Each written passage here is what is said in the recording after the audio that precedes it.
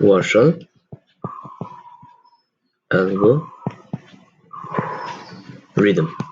Okay, this Warshall algorithm is an algorithm or is a method to find the shortest path between all the pairs of vertices. Okay, just for an example, I'll write one example. I'll draw a graph. 1, 2, 3, 4. 2, 3, and 4. Okay, I will draw the graph. It is like this is a directed graph. Okay.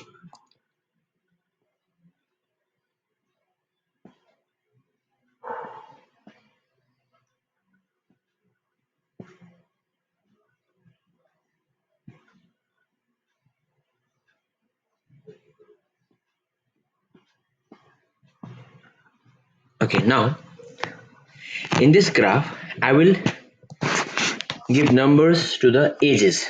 Okay, this is 1, this is 2, this is 5, this is again 2, this is 7, this is 3, and this is 8. Okay, now what Warshall algorithm gives is that it gives us a method to find the shortest path between all the pairs of vertices. Just for an example, you can see path from 1 to 2 is 3.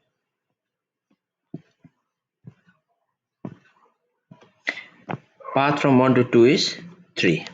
But it may so happen that path from 1 to 2 via other vertices. There are other vertices like 3, there are other vertices like 4. Okay, via 1 2 3 3 2 2 or 1 2 4 4 to 2. Okay, it may be the shortest one. Is that clear? So we have to check which path is the shortest through either directly or via some other vertices. Which path is the shortest one? We have to check that one. Is that clear? So this Warshall algorithm gives the method to find the shortest path. So it is written as all pairs shortest path. So Warshall algorithm gives the shortest path between all the pairs of vertices. Is that clear? So how we do this method? So adjacency matrix. We have done matrix representation of a graph. Okay, now we use that matrix in this case. Okay, so we have to write some sequence of matrices. Just for an example, in first matrix we'll see this graph. Okay, this our parent graph. We can also say that it is a parent graph. So we see this graph and write that matrix.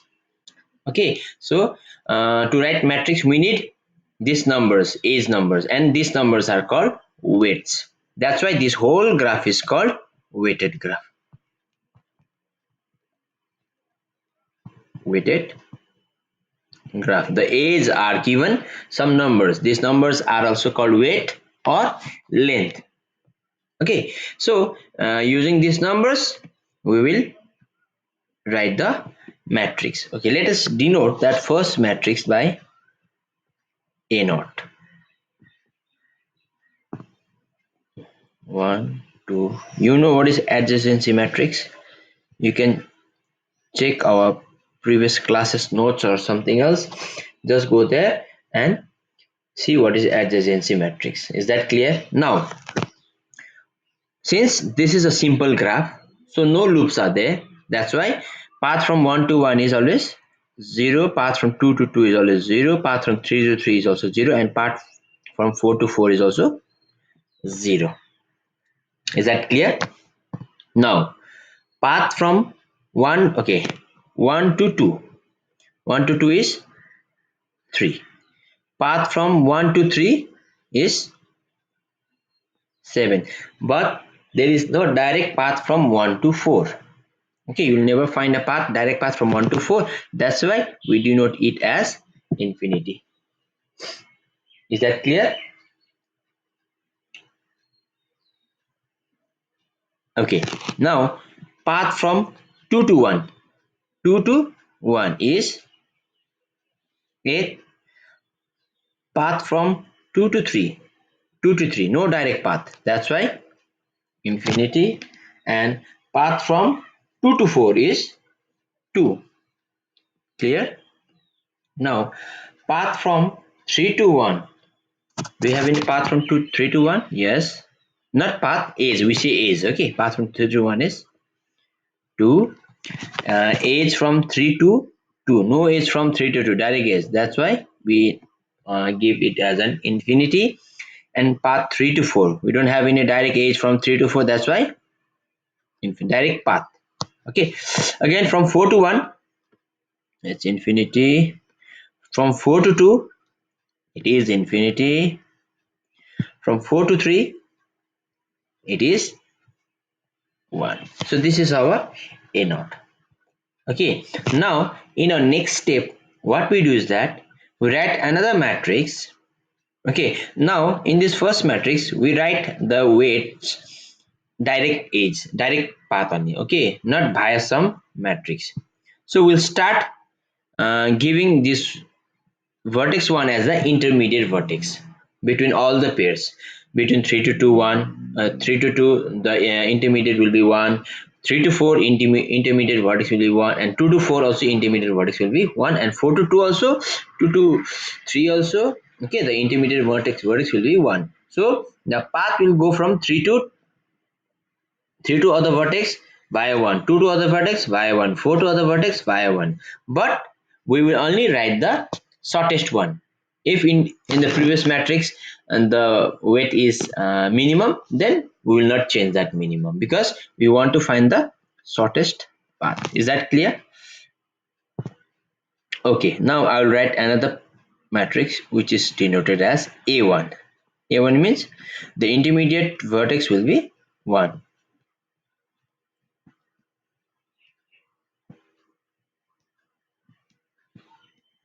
Is that clear? Now, since the diagonal matrix will be 0, now since 1 is the intermediate vertex, so 1 to 2, 1 to 3, 1 to 4, it remains same. What was 1 to 2? 3, 7, infinity. Is that clear? And 1 to 2, 8 to infinity. Okay. 2 to 1 also remains same. 8 to infinity. This part remains same, this column matrix and this row matrix. Okay, because one is the intermediate matrix, we didn't have to go through one. Okay, that's why they are same. Now we have to find 2 to 3 via 1, 2 to 4 via 1, 3 to 2 via 1, 3 to 4 via 1, 4 to 3 via 1, and 4 to 2 also via 1. Okay, now I will write a 1, we have to find 2 to 3. So 2 to 3 will be equals to a0 2 to 1 plus a0 1 to 3. Is that clear? Now 2 to 3 will be 2 to 1 1 to 3. Okay, so what is 2 to 1? It is 8. What is 1 to 3? It is 7. Okay, 2 to 1 is 1, 1 to 3 is 7. So it is 8 plus 7 is 15, but we have got 3. Okay, a0 2 to 1 is 2 to 1 is 8. Okay, and a1 to 3 is a1 to 3 is 7, 14, 15. But what is our a0 2 to 3? What we are finding a2 to 3 na. So a0 2 to 3 is infinity. Okay, so but our a0 2 to 3 is infinity. Infinity is always greater than 15, so we change infinity by 15. Is that clear? Now next we'll find a1 2 to 4.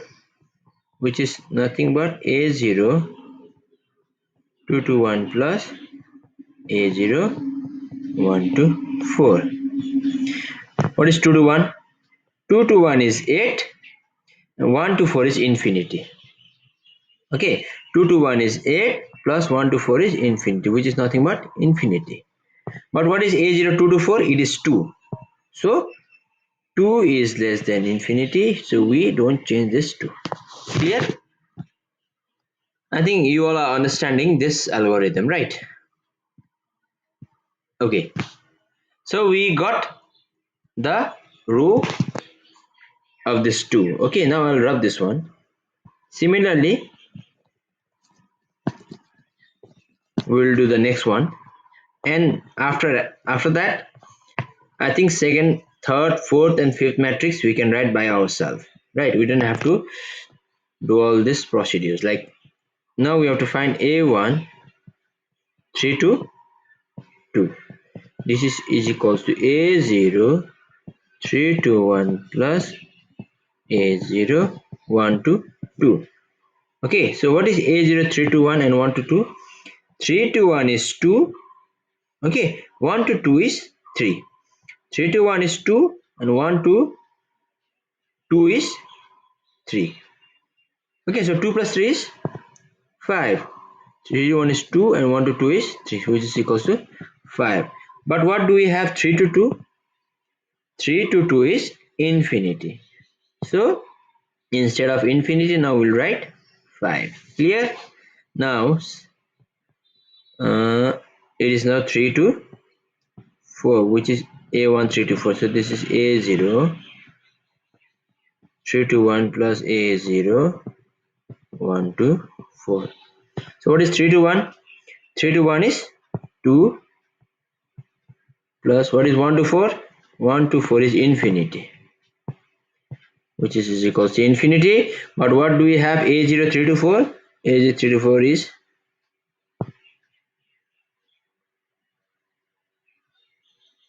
okay. So A0, okay, 1 to 4 is okay. A0 3 to 4 is infinity. So no change. It still remains infinity. Okay. Now last one. A1 4 to 2. This is equals to A0 4 to 1 plus A0 1 to 2. What is 4 to 1? 4 to 1 is infinity and 1 to 2 is 3. So this is nothing but infinity.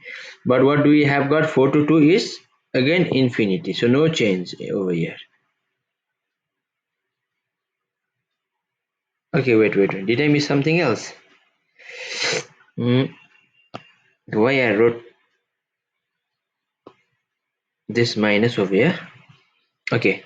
Now, oh, this is infinity. So this is also infinity.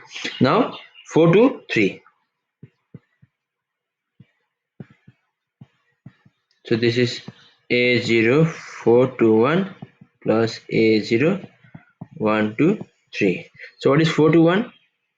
4 to 1 is infinity and 1 to 3 is 1 to 3 is 7. So again infinity. So this also remains as infinity. There will be no changes. Okay, no, earlier it was 1, so that's why it is 1. Sorry. Earlier it was 1, that's why 1. Now this is our second matrix. Now we move on to third matrix, where 2 will be the intermediate vertex. Okay, if you face any confusion, then please you can interrupt me in between. Okay, now this is now A2 matrix. Okay,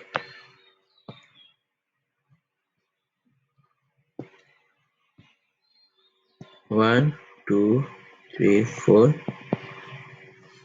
1 2 3 4.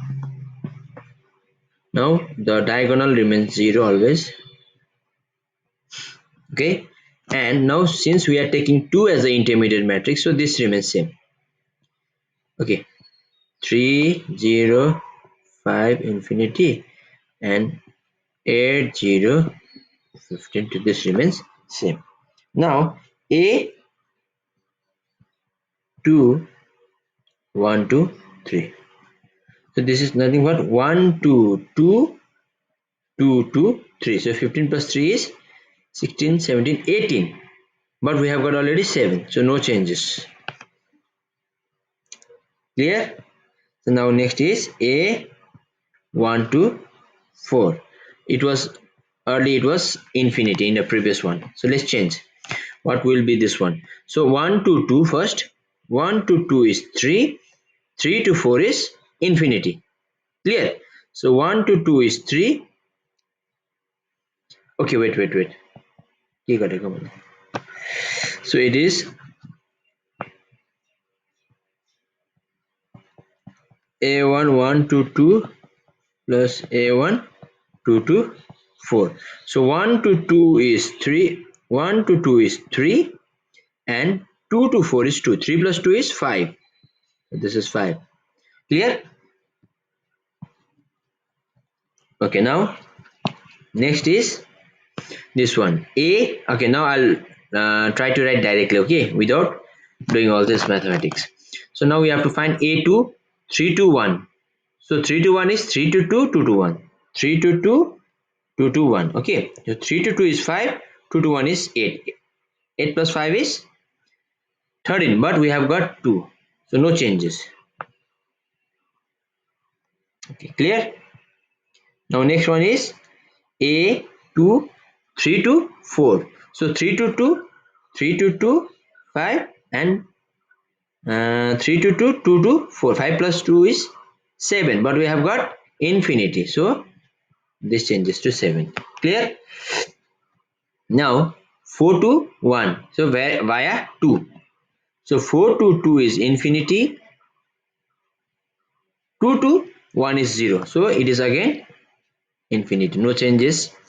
And 4 to 3, so 4 to 2 is infinity, so it is infinite, that's why no changes. So this is our a2. Clear? Now we will find a3. Okay, now I'll rub this part.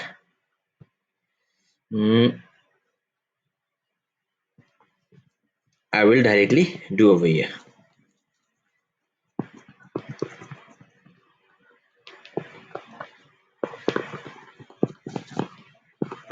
Now we'll keep vertex 3 as the intermediate one, that's why this remains same. First of all 0 will remain same, diagonal element, and 3 7 15 0 1 3 2 5 0 7. Okay, now from 1 to 2, so via 3.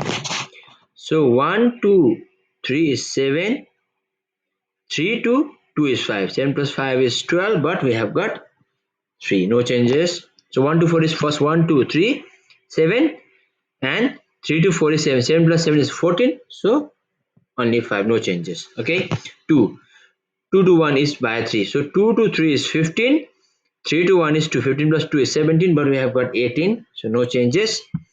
Again 2 to 4 is first 2 to 3 is 15, so 3 to 4 is 7, 7 plus 15 is 22, but 2 is minimum, no changes. Now you have to find 4 to 1. Okay, so we have to go via 3. So 4 to 3 is 1, 3 to 1 is 2, 1 plus 2 is 3, so minimum is 3, not infinity. Clear? Now 4 to 2, okay, via 3. So 4 to 3 is 1 and 3 to 2 is 5, so 5 plus 1 is 6, so this is your a3. Clear? Good this hai na? Now finally you have to find out now a4. This is your final matrix taking 4 as the intermediate vertex.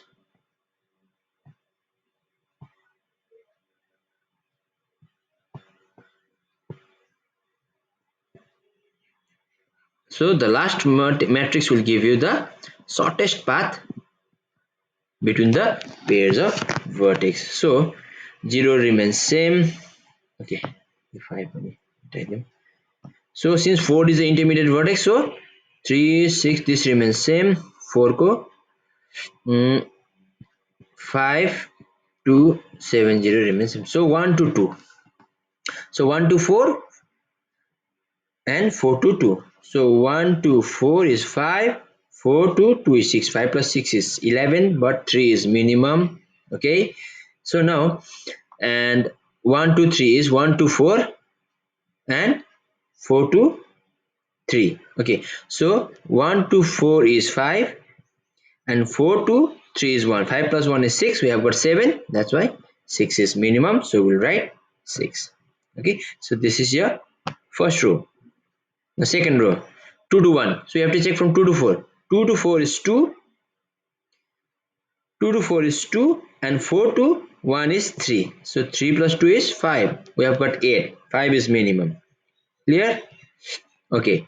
Now 2 to 3. So 2 to 4, 2 to 4 is 2 plus 4 to 3 is 15. Oh, sorry, 4 to 3 is 1.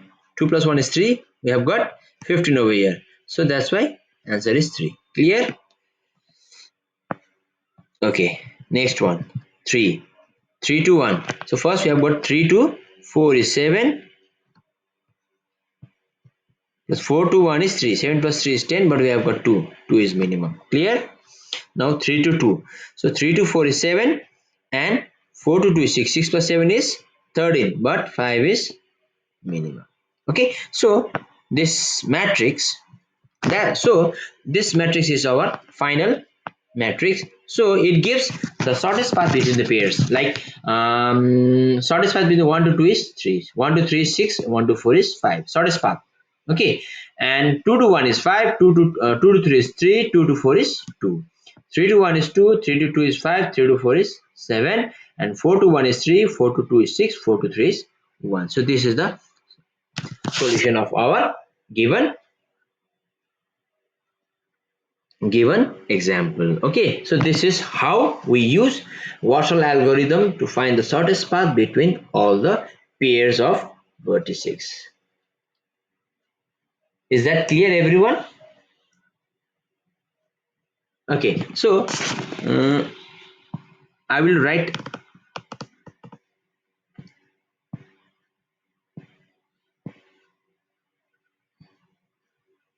okay, I will write the this one also, writing the matrix, how you write the matrix. Suppose this is kth matrix. Okay, I comma j is the mm, row. Okay, first row, second row, third row, and fourth row or vertex. Okay, so this is nothing but minimum of, okay, the previous one, a0 I comma, okay, not a0, previous means k minus 1. Okay, I comma j or ak minus 1, I comma k plus ak minus 1, k comma j. So which one is minimum from this and this? We will write that path, that value. Okay, so this is how you form or frame a matrix. Okay, clear, everyone? This is Warsall algorithm, I think. Okay, I will send you, okay, you can just okay, I think we don't have that Warsall algorithm in the book. Okay, okay, I will send you some questions. Okay, you just try to solve this one using Warsall algorithm. Okay, okay, now next is we will start a new topic, that is called Euler's and Hamiltonian cycles. Okay, Euler tours and Hamiltonian cycles. Okay, we'll start with Euler tours. Okay, so we'll first do some definitions. Euler tours. Okay, first is a trail. What is a trail? You know what do you mean a trail? A trail is a walk. Okay, we have defined these things. Okay, a trail is a walk with distinct edges. Edges should not be repeated. Okay, in a trail the edges, it is a walk, okay, from one vertex to another vertex, from another vertex to another vertex. Okay, that trail, that is a walk actually. Okay, but in a trail where the edges is not repeated, that means the edges are distinct, we call it a, and that walk where edges are not repeated is called trail. Okay, now a trail in a graph G is called Euler trail if it includes every edge of G. Okay, a trail in Z is called Euler trail if it includes every edge on G. Actually, what was Euler graph? We have defined this Euler graph earlier also. A graph where, okay, not a graph, a path, okay, a walk where, from a graph, a path where we can include each and every edge. Okay, not a single edge is missed. Okay, we can include each and every edge exactly once. Okay, so we have to use that edge exactly once, then we call that graph as a Euler graph. That was the definition of a Euler graph. Is that clear? I think I've sent you the notes also from Euler graph you have defined in our class. I've written the definition also.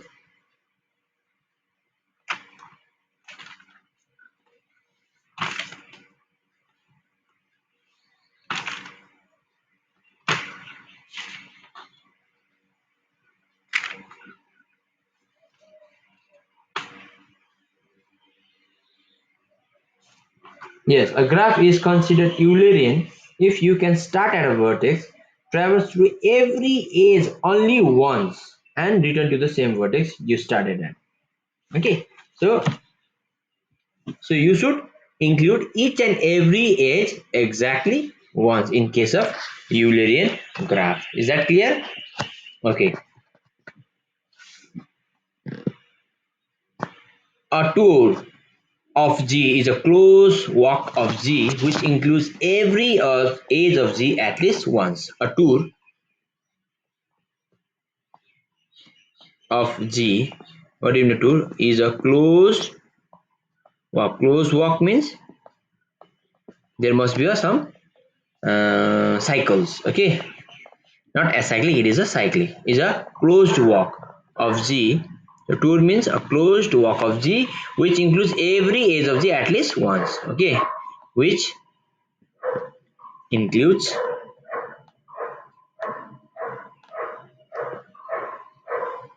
every edge of G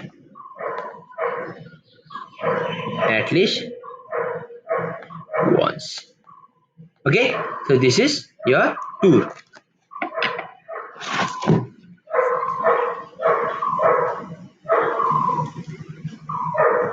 Now,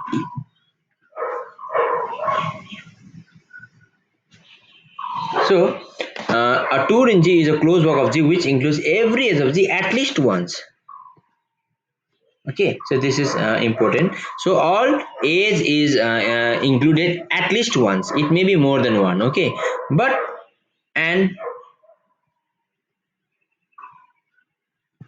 Euler tour of G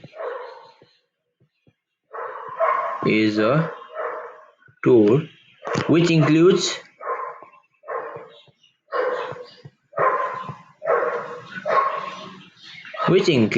every edge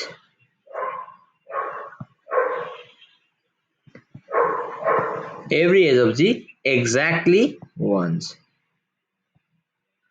Exactly once. So in case of Euler tour, the edge is used exactly once, each and every edge. Okay, remember that. So an Euler tour of G is a tour which includes each edge of G exactly once, and Euler trail if it includes every edge of Z. So in this case also it must be exactly once. So remember this Euler tour and Euler trail. So tour means it must be some closed walk. So in case of trail, it may or may not be a closed this one. Okay, it is just a walk. Is that clear?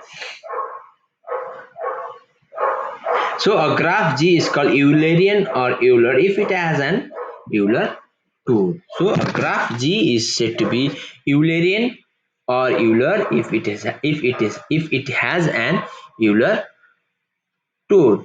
Okay, now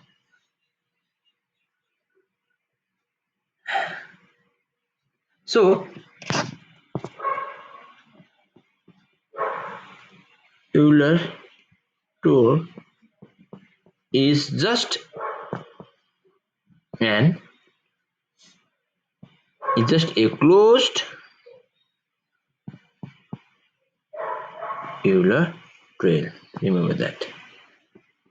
So Euler tour is just a closed Euler trail. Okay, so Euler tour is also Euler trail but a closed one. Okay, because in case of Euler tour it must be uh, closed walk. Okay, remember that. So remember between this Euler tour and Euler trail. So we'll just go through some of the theorems. Okay.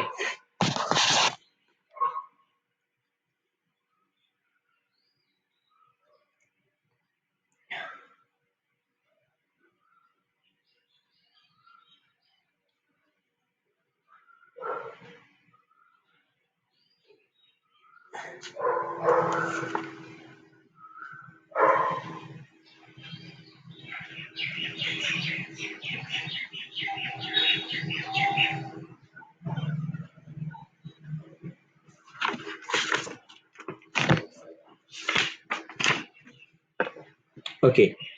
Uh, okay, we'll just do one or two theorems. One theorem is called statement is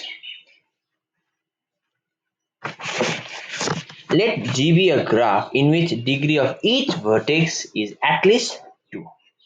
The degree is at least 2. Then G contains a cycle. Okay, let's start from this. Okay, if let G be a graph in which each vertex of okay, let G be a vertex. This is easy one. Okay, vertex in which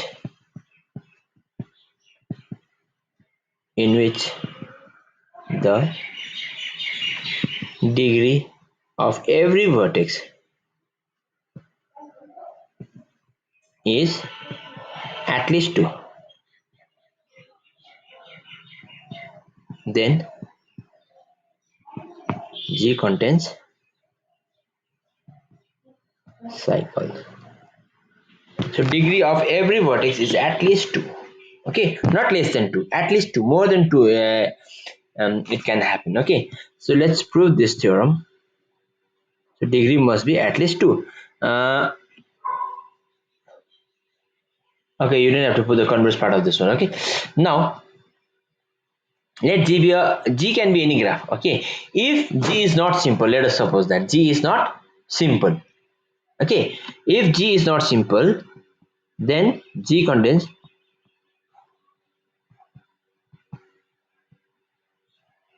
G, parallel edges and loops. You know what in a parallel edges and loops? Okay, suppose this is the vertex. It contains like this parallel, and this is called loops, and it contains like this parallel edges. Okay, so loop is a cycle of length 1, while a pair of parallel edges gives a cycle of length 2. Okay, so that means suppose there is a graph with loops, then this graph contains a cycle. Okay, that means there is a cycle in this graph.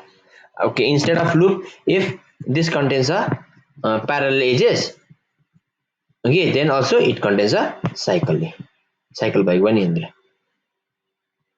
Is that clear? So if G is not simple, then the theorem is obviously true. Okay, now let us suppose that G is not simple. G is simple. Let us suppose that G is simple. Okay, let V0 be any vertex of G, vertex set of G. Given degree of V0 is greater than or equal to 2, at least 2 on this, hai. So degree of V0 is greater than or equal to 2. Okay, we can choose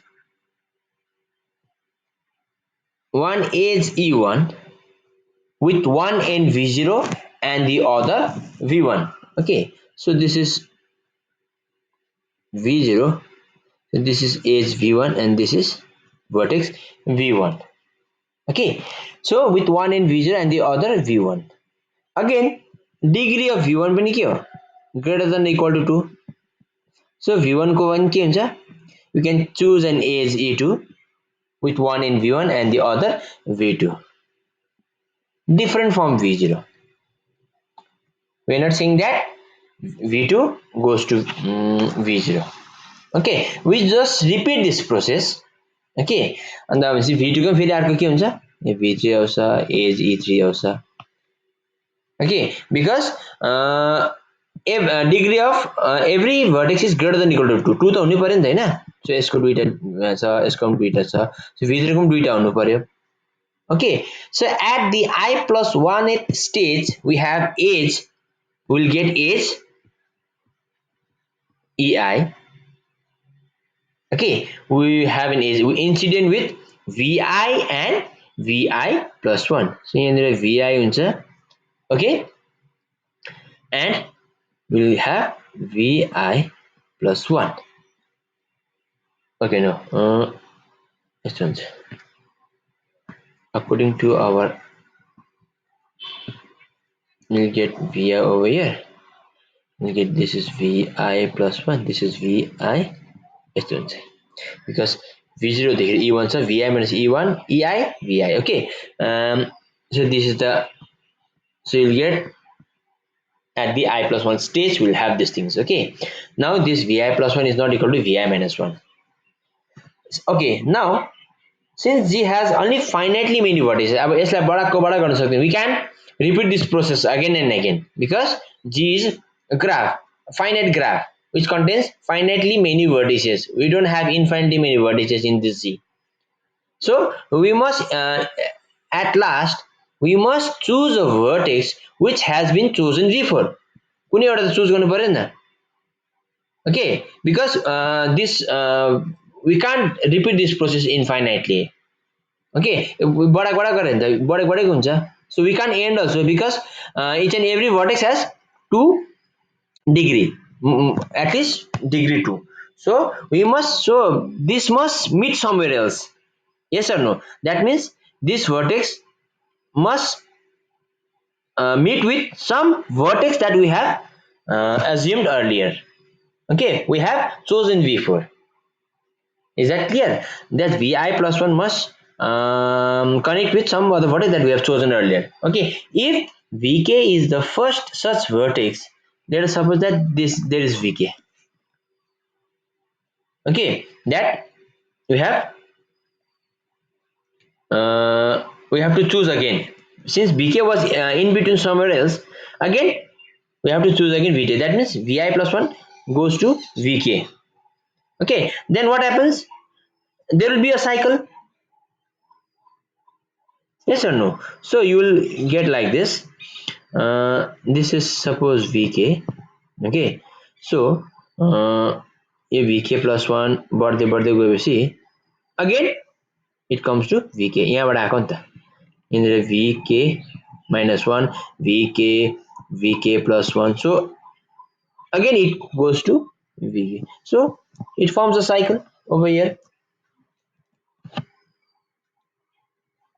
Okay, so there is an occurrence of and thus this occurrence of vk is again a cycle. Okay, so in this way if the degree of each and every vertex is greater than or equal to, we eventually uh, come up with some cycle. Okay, is that clear? That's why if degree of every vertex is at least 2, then that graph always contains a cycle. Is that clear? So this is the theorem.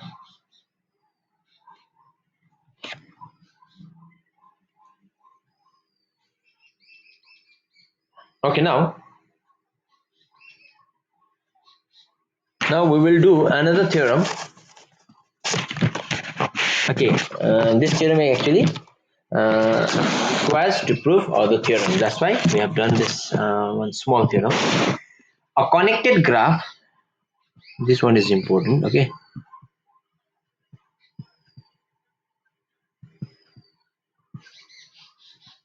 a connected graph is Euler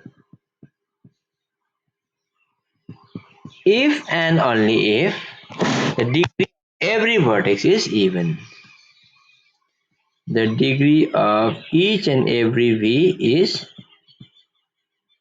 a1. V belong to v of. Is that clear? So if and only if understand, so converse part is also true. That is, if degree of each and every vertex of a graph is even, then that graph is Euler graph, Eulerian graph. Okay, so to prove Eulerian graph, we have to check all the edge must include in that closed circuit or closed walk exactly once. So we have to prove that one. Okay, so let's prove this one. First we'll prove the necessary part that if G is Euler, then degree of every vertex is even. A connected graph. Remember that G must be connected. Okay, not disconnected. Suppose that G is Euler.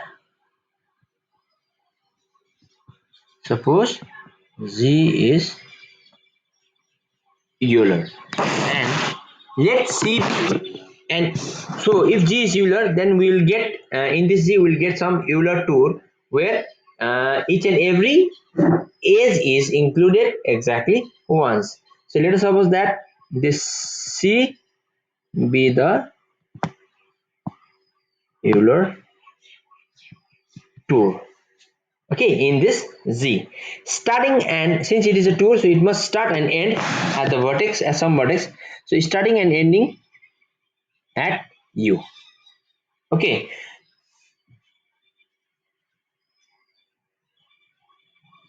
okay.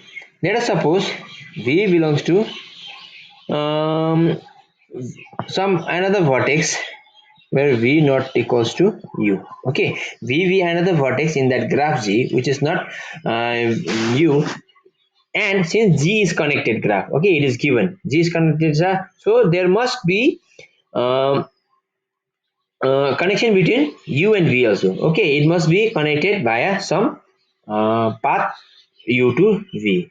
Okay, and since C involves every edge exactly once. Okay, since C involves every edge exactly once, so suppose this is V. Okay, so this is a edge to V. Then so this is the entering edge. So and this is the leaving edge in V. So whenever V is made on the tour, suppose in some tour the tour is given, Euler tour is given by C.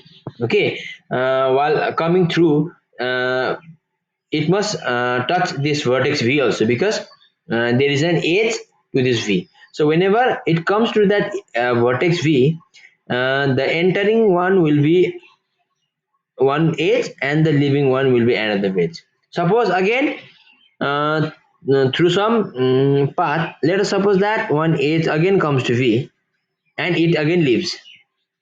So entering and leaving vertex, leaving edge, they are different edges.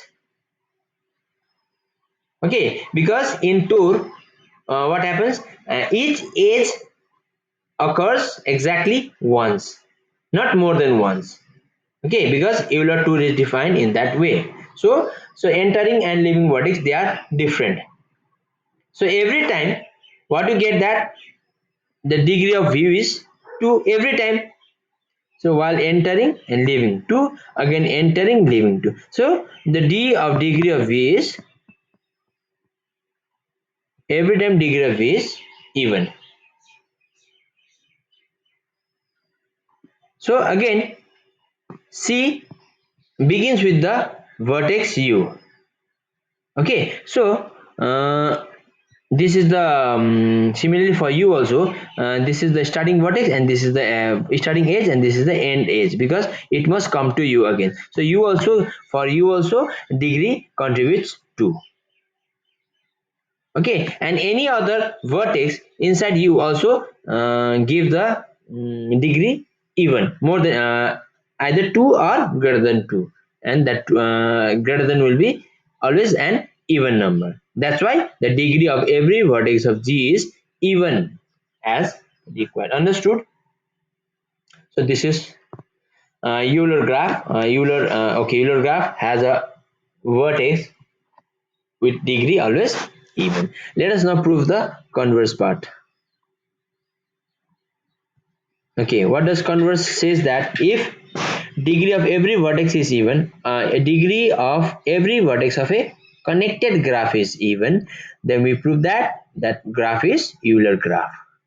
Okay, so we use induction on the number of edges of G. So we'll prove through induction on the number of edges of G.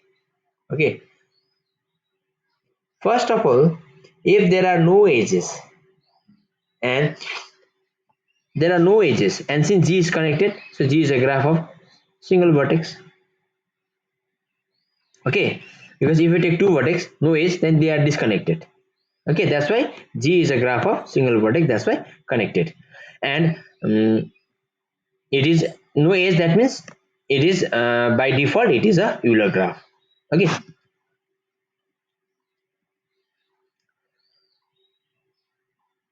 so this is a trivial trial C is equals to U, which involves all the edges. Okay, thus G in this case is Euler. Now suppose that G does have edges.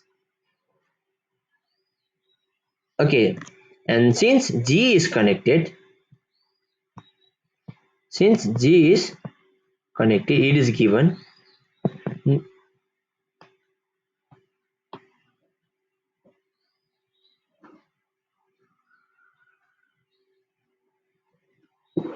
Okay, since G is connected, okay, then no vertex, degree of no vertex is 0. Okay, degree of no vertex is 0. Okay, because it is connected. Understood? So again, what is given? That each vertex is even. So degree of each vertex u is even. Is even. This is given. So degree must be at least 2. So degree of u must be greater than or equal to 2. 0 is not possible. So degree of u is greater than or equal to 2. Okay. So from the previous theorem, what was the previous theorem? Is that if G is a graph in which degree of every vertex is at least 2, then G contains a cycle. So in this case, G contains a cycle, because each vertex is degree of each vertex is at least 2. Okay, let us suppose that this cycle is C. If C contains every edge, okay, if the cycle C contains every edge of G, then C is a Euler tour.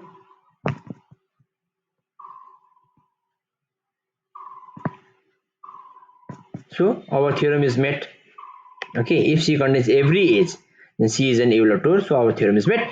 But if C does not contain all the edge, let us suppose C does not contain every edge, then what we do, we delete from G every edge in C to form a new graph edge. Okay, so let us suppose that this is the graph.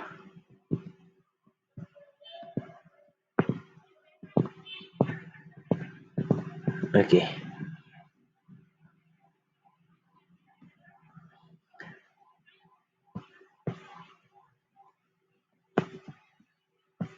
so this is the graph.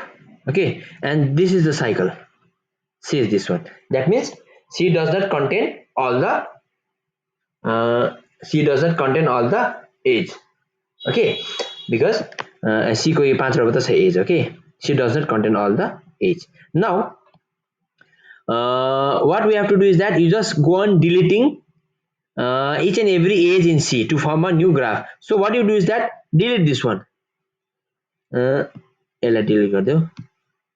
Okay, I will write over here. Okay, the vertex is there. Okay, but the edge set is not there. Okay, so this is the graph that we have deleted. We have deleted this, this, this and this. So now this is an edge, this is a graph edge which is disconnected graph. Okay, the one component, two, this is 3, 4 and 5 components of graph edge. Okay, it has fewer edges than G, but the vertex set is same. Okay, vertex is same, only edge is fewer than Z. uh, still still H has even vertices.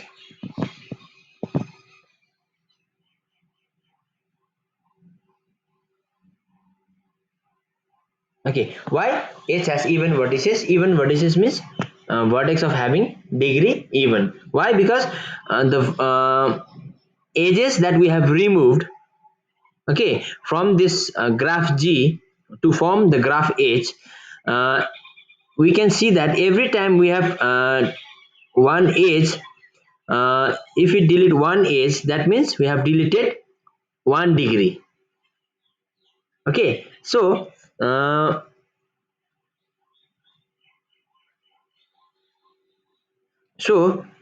suppose for this vertex we have deleted 2 vertex.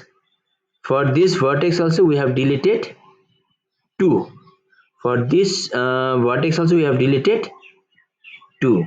For this vertex also we have deleted 2. And for this vertex also we have deleted 2. So every time we have deleted even number we have deleted. Okay, that's why if we have deleted odd from even, then the remaining will be odd, but if we have deleted even from even, then the remaining is still even. Okay, so the change in degree, okay, has removed two distinct incident edges from it. Okay, that's why the remaining vertices are still even degree. Clear now? Now look, H, now we assume the induction in this case. Okay, let us suppose the induction hypothesis that the results holds for all graphs with less edges than G, because we have started from edges 0. Okay, let us suppose that this induction is true, induction hypothesis is true for graph whose edges is less than G. So in this case H has edges less than Z. Okay, so each component of H must be Euler. So this also must be Euler, this side also must be Euler, this they are all Euler because they are all edges less than Z. And also these components were formed. How they were formed? They were formed by deleting all the edges of cycle C. Okay, so these components were formed by the deletion of C's edges. Okay, so each component has at least one vertex in common with C. Yes or no? Because this edge, all the components were formed by deleting the edges of C. So in this case, look, this vertex is common with C and this component. So this vertex is common with this C and this component. This vertex is common with this one, this component and C. Again, this vertex is common. So exactly, at least one vertex is common with C. Okay, now we obtain an Euler rule. How will obtain an Euler rule? Look, start at any vertex. Let us suppose that we are starting with this vertex. You start at any vertex, doesn't matter. Okay, since they are all Euler rule. Okay, again we are making an Euler rule using this vertex of C also. Okay, how we do is that start at any vertex of C. So let's go start from this. Go around the edges of C. Whenever we reach that common vertex of that component and C, okay, since they are also Euler rule again, okay, the other components also. So from here we just give a two Euler rule over here till it comes to that vertex. Okay, so we came here. So now again we go around the edges of C. Again we reach over here. So again we give a Euler rule over here, and again we come back to this one. So that means we found an Euler rule in this graph G also.